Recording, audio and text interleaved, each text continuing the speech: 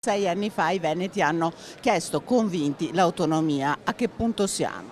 Siamo ad ottimo punto perché finalmente possiamo in commissione a breve perché adesso ovviamente c'è anche la manovra che incombe sulle scadenze parlamentari, ma a breve avremo un via libera anche dalla Commissione del Senato. La Lega riparte dalla scuola, dalla formazione. Molta gente, molta adesione e quindi vuol dire che il progetto convince, perché al di là di quello che si può narrare, noi dobbiamo andare a vedere anche quella che è la realtà.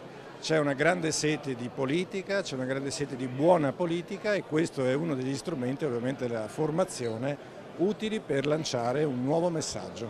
Ecco, una Lega che comunque in Veneto e anche a livello nazionale si deve confrontare con Fratelli d'Italia, con Forza Italia, con alcuni passaggi, un Tosi abbastanza agguerrito qui sul territorio.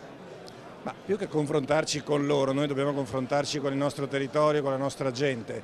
È a loro che noi dobbiamo andare a parlare ed è per loro che noi ci dobbiamo preparare e questa è una funzione fondamentale per la politica. La buona politica passa anche attraverso la formazione.